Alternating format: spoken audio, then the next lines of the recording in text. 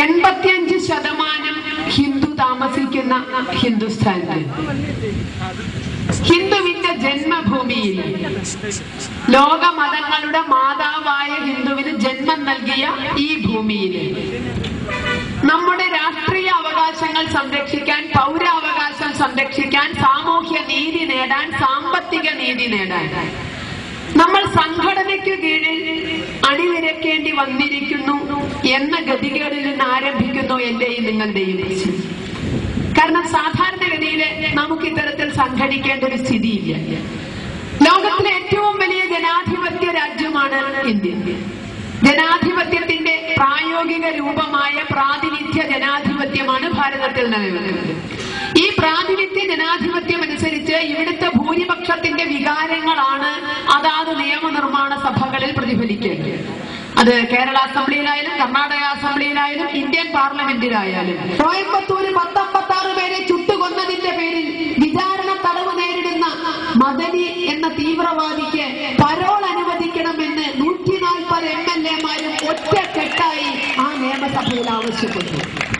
ഒരുമിച്ചിരുന്ന് ഇന്നലെ ഹിന്ദു അജണ്ട പാസാക്കി.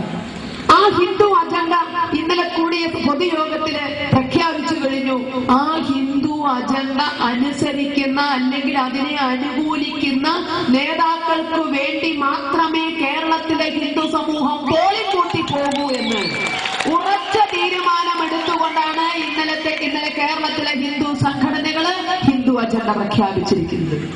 കാരണം സ്വാതന്ത്ര്യത്തിന് ശേഷം ഇങ്ങോട്ട് അപമാനിക്കപ്പെടുകയും അവഹേളിക്കപ്പെടുകയും അലോസരപ്പെടുത്തുകയും ചെയ്ത ഒരു സമൂഹം നിക്കക്കല്ലില്ലാത്ത വിധത്തിൽ വർഗീയതയുടെ മാർഗം സ്വീകരിച്ചിരിക്കുക. ഇതുവരെ നമ്മൾ വർഗീയതയുടെ പേര് ഒരുപാട് കേട്ടു. പക്ഷെ നമ്മൾ വർഗീയമായി ചിന്തിച്ചിരുന്നില്ല, വർഗീയമായി പ്രവർത്തിച്ചിരുന്നില്ല. പക്ഷെ നമ്മൾ ആദ്യമായി വർഗീയമായി തീരുമാനമെടുത്തു. ഹിന്ദു അജണ്ട അനുസരിക്കുന്ന നേതാക്കൾക്ക് വേണ്ടി മാത്രമേ, അവരേത് പാർട്ടിപ്പെട്ടവരായിക്കോട്ടെ, അവർക്ക് വേണ്ടി മാത്രമേ ഹിന്ദു പോളിംഗ് ബൂത്തിൽ പോകൂ എന്ന് വർഷങ്ങളായിട്ട് ഹിന്ദു വഞ്ചിക്കപ്പെട്ടുകൊണ്ടിരിക്കുകയായിരുന്നു. കന്നാലി ചന്തയിലേക്ക് ലോറിയിൽ ഒന്നിച്ച് കയറ്റിക്കൊണ്ടുപോകുന്ന കന്നുകാലികളെ പോലെ പോളിംഗ് ദിവസം ഇവിടുത്തെ ഹിന്ദു മുഴുവൻ പോളിംഗ് ബൂത്തിലെത്തും. ഏതെങ്കിലും ഒരു ചിഹ്നത്തിലെ വോട്ടിംഗ് കിട്ടിയതിന്റെ നിർവികാരതയോടുകൂടി സീല് പതിപ്പിച്ചുകൊണ്ട് തിരിച്ചു പോരും. ആ വോട്ട് ചെയ്യുന്നവരെ മാത്രമേ ഹിന്ദുവിനെ കൊണ്ടു. വോട്ട് നേടിക്കഴിഞ്ഞാൽ ഇവിടുത്തെ രാഷ്ട്രീയ പ്രസ്ഥാനങ്ങൾക്ക് ഹിന്ദുവിനെ വേണ്ട. കേരളത്തിലെ 140 MLA-മാരിൽ ഒരാൾ പോലും ഒരിക്കലെങ്കിലും ഒരു വേദിയിലും ഹിന്ദുവിന് വേണ്ടി ഒരു വാക്ക് പറഞ്ഞിട്ടില്ല. ഹിന്ദുവിന് വേണ്ടി ഒരു നിയമനിർമ്മാണം നടത്താൻ അവർ തയ്യാറായിട്ടില്ല. ഹിന്ദുവിന്റെ വികാരങ്ങൾ മാനിക്കാൻ തയ്യാറായിട്ടില്ല. ഇവിടെയാണ് ഇന്നലെ ഇത്തരത്തിലൊരു തീരുമാനം കേരളത്തിലെ ഹിന്ദു സംഘടനകൾക്ക് എടുക്കേണ്ടി വന്നത്. ഭാരതം ഹിന്ദുസ്ഥാനമാണ് എന്ന് നമുക്കറിയാം, എത്രയൊക്കെ അല്ല എന്ന് പറഞ്ഞാൽ. പക്ഷേ ഒരുമിച്ച് നിൽക്കാൻ മടിച്ച ഹിന്ദു സമൂഹം ഇതിനെ ഇസ്ലാമിക രാഷ്ട്രമാക്കി മാറ്റുവാൻ വളരെ വേഗം പരിശ്രമിച്ചുകൊണ്ടിരിക്കുകയാണ് എന്നതാണ് വാസ്തവം. ഇന്ന് നമുക്കിപ്പോ സംശയമാണ്, ജനസംഖ്യയിൽ 55% നമ്മളുണ്ടെങ്കിലും ഇന്ത്യ ഹിന്ദു രാഷ്ട്രമാണോ ഇസ്ലാമിക രാഷ്ട്രമാണോ എന്ന്. ഇതിനാണ് നമ്മൾ ആദ്യം മനസ്സിൽ ഉത്തരം കണ്ടെത്തേണ്ടത്. വെറും 12% വരുന്ന മുസ്ലിങ്ങളും 3% വരുന്ന ക്രിസ്ത്യാനികളും അവർക്ക് വേണ്ടി നാട് ഭരിക്കുന്ന ഈ കാലത്ത് 85% വരുന്ന ഹിന്ദു മനസ്സിലെങ്കിലും ഉത്തരം കാണണം.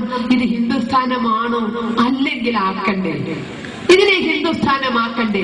രാമനും കൃഷ്ണനും ജന്മം നൽകിയ ഒരു സമൂഹം, രാമന്റെയും കൃഷ്ണന്റെയും ആരാധ്യമായ കഥകൾ പാടി പഠിച്ചൊരു സമൂഹം, അവരെങ്ങനെയാണോ അധർമ്മനാശനം നടത്തിയത് അതിന്റെ കഥകളിൽ നിന്ന് ആവേശം ഉൾക്കൊണ്ട ഒരു സമൂഹം, ദുർഗാദേവിയെ മുൻനിർത്തിക്കൊണ്ട് പ്രവർത്തിക്കുന്ന ഒരു സമൂഹം, സർവ കൈകളിലും ആയുധമേന്തിയ 30 മുക്കോടി ദേവഗണങ്ങളെ ആരാധിക്കുന്ന ഒരു സമൂഹം, ഇങ്ങനെ പേടിച്ചു കഴിയാൻ പറ്റും? സർവ കൈകളിലും ആയുധമേന്തിയ 30 മുക്കോടി ദേവഗണങ്ങളെ ആരാധിക്കുന്ന ഒരു സമൂഹം, ഇങ്ങനെ പേടിച്ചു കഴിയാൻ പറ്റും? സർവ കൈകളിലും ആയുധമേന്തിയ 30 മുക്കോടി ദേവഗണങ്ങളെ ആരാധിക്കുന്ന ഒരു സമൂഹം, ഇങ്ങനെ പേടിച്ചു കഴിയാൻ പറ്റും? 100 വർഷമെങ്കിലും പഴക്കമുള്ള എല്ലാ പള്ളികളും ഹിന്ദു ദാനം കൊടുത്ത പറമ്പിലാണ്. പാൽപ്പൊടിയുടെ പരസ്യം ഉണ്ടായിരുന്നു, അനിസ്പ്ര എന്നൊരു പാൽപ്പൊടിയുടെ പരസ്യം. അത് ഓർമ്മിക്കാൻ ഞാൻ ഇവിടുത്തെ കപട മതേതരക്കാരോടും ന്യൂനപക്ഷക്കാരോടും പറയാ, എന്താ പരസ്യം? പൊടി പോലുമില്ല കണ്ടുപിടിപ്പാൻ. ഓർമ്മയുണ്ടോ പരസ്യം? പൊടി പോലുമില്ല കണ്ടുപിടിക്കാൻ എന്നതായിരുന്നു ആ പരസ്യം. സത്യം? ആ നിലയിലേക്ക് കാര്യങ്ങൾ വരും. ശുദ്ധീകരിക്കാൻ ഹിന്ദുവിന് സാധിക്കും. നമുക്കറിയാലോ, നമ്മൾ വിശ്വരൂപം കാണിച്ചാൽ എന്തായിരിക്കും ഫലമെന്ന് നല്ല ഓർമ്മയുണ്ട് നമുക്ക്. 1992 ഡിസംബർ 6 മുലായം സിംഗിന്റെയും നരസിംഹറാവുവിന്റെയും 7 ചുറ്റി കമ്പിവേലിയും 70 കടങ്ങുകളും 700 പോലീസും 7000 പട്ടാളവും 70,000 പത്രക്കാരും കാവൽ നിന്നപ്പോ ഹിന്ദു ഒന്നിച്ചൊന്നുണർന്ന ഒരൊറ്റ ഓംകാരം മുഴക്കിയപ്പോ തവിടുപൊടിയായ പള്ളിയുടെ കഥ, ഇല്ലാത്ത പള്ളിയുടെ കഥ ഇന്ന് ഞങ്ങളല്ല പാടി നടക്കുന്നത്. എല്ലാ ഡിസംബറിലും കണ്ണീര് വാഴ്ത്തുന്നവർ ഓർക്കുക, ഹിന്ദു ഉണർന്നാൽ അതായിരിക്കും ഫലം. ഞങ്ങളെല്ലാം പേടിയോടെ ഓർക്കുന്ന, അല്ലെങ്കിൽ പിന്നെ ഓർക്കാൻ ഇഷ്ടപ്പെടാത്ത ഒരു ജില്ലയായ മലപ്പുറം ജില്ലയിൽ ജനിച്ച വ്യക്തിയാണ് ഞാൻ. ജന്മം കൊണ്ട് മലപ്പുറം ജില്ലയാണ്. 1921 ഹാലിളകിയ മാപ്പിള ഓടിയ നാട്ടിലെ കയറിയ വീട്ടിന്റെ പൈതൃകവും പേറിയാണ് ഞാൻ നിങ്ങൾക്ക് മുന്നിൽ നിൽക്കുന്നത്. അതുകൊണ്ട് തന്നെ എന്റെ വാക്കുകൾക്ക് ഒരുപക്ഷെ മൂർച്ച കൂടും, ശബ്ദത്തിന് ഗാംഭീര്യം കൂടും. കാരണം അനുഭവം അത്തരത്തിലാണ് മുൻ തലമുറകൾ ഞങ്ങളിലേക്ക് പകർന്നു വന്നിരിക്കുന്നത്. ആ 1921 മാപ്പിള ലഹള പാഠപുസ്തകങ്ങളിലൂടെയും അനുഭവങ്ങളിലൂടെയും കേട്ട അറിവ് നിങ്ങൾക്കും ഉണ്ടായിരിക്കും.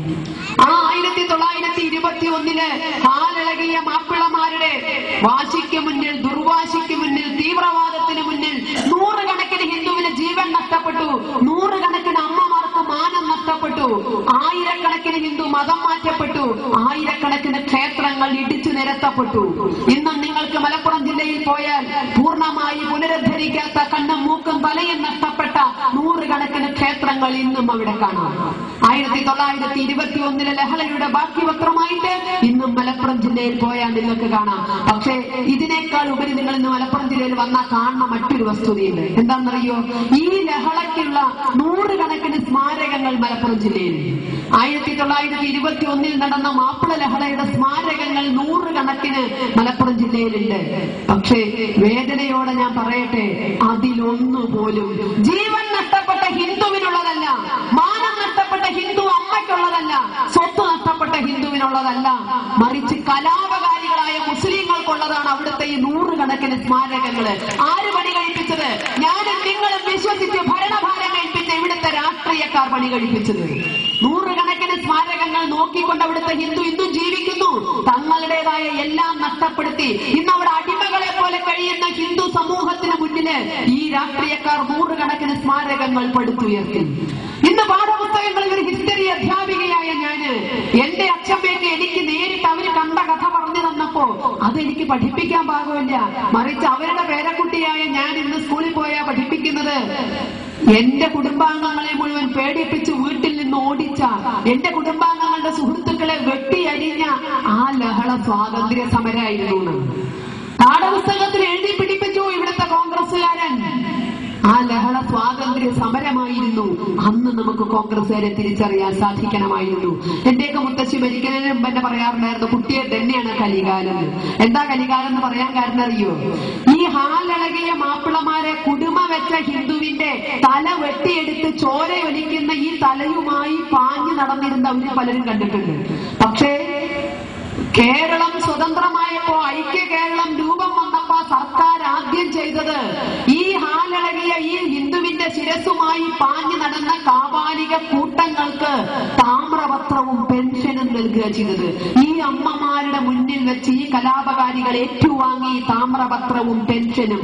ഇവിടെ കൂടിയിരിക്കുന്ന ഹിന്ദു ചിന്തിക്കുക, പ്രവർത്തിക്കാനും പ്രതികരിക്കാനും തയ്യാറായില്ലെങ്കിൽ നാളെ മാറാട്ട കലാപകാരികൾക്ക് താമ്രപത്രവും പെൻഷനും കൊടുക്കേണ്ടത് നമ്മൾ കാണേണ്ടി വരും. വാരണാസിയിലെ ഹിന്ദു ഭക്തന്മാരെ ചുട്ടുകൊന്നവർക്ക് പെൻഷനും താമ്രപത്രവും കൊടുക്കുന്നത് നമ്മൾ കാണ്ടിവരും. തയ്യാറുണ്ടോ നിങ്ങൾ? ഇല്ല എങ്കിൽ പ്രതികരിച്ചേ മതിയാകൂ. അന്ന് ഹിന്ദു മലപ്പുറം ജില്ലയിലെ ഹിന്ദു മാത്രമല്ല, കേരളത്തിലെയും ഭാരതത്തിലെയും ഹിന്ദു ഈ രാഷ്ട്രീയ പ്രസ്ഥാനങ്ങളിൽ ഒരൊറ്റ ലഹള കൊണ്ട് തിരിച്ചറിഞ്ഞിരുന്നുവെങ്കിൽ ഇത്തരം ഗതികേട് ഹിന്ദുവിന് വരുമായിരുന്നില്ല. ഇന്ന് ഞാൻ നേരത്തെ പറഞ്ഞത് മുല്ലപ്പെരിയാറിന്റെ വിഷയത്തിൽ കൂടിയ നിയമസഭയില് മദനിക്ക് വേണ്ടി നിയമം പാസാക്കുമായിരുന്നില്ല. കാരണം 21 കലാപകാരികൾക്ക് പെൻഷനും താമ്രപത്രവും വെച്ചു കൊടുക്കുമ്പോ കുത്തിനെ പിടിച്ചു നിർത്താൻ ഹിന്ദുവിന് ശേഷി ഉണ്ടായിരുന്നെങ്കിൽ എങ്ങോട്ടാ പോകുന്നതെന്ന് ചോദിച്ച് രാഷ്ട്രീയക്കാരന്റെ കോളറിന് പിടിച്ചു നിർത്താൻ അന്നത്തെ ഹിന്ദുവിന് കഴിഞ്ഞിരുന്നെങ്കിൽ ഇന്ന് മദനിക്ക് വേണ്ടി കൂട്ടക്കരച്ചിൽ നടത്തുമായിരുന്നില്ല ഇവര്.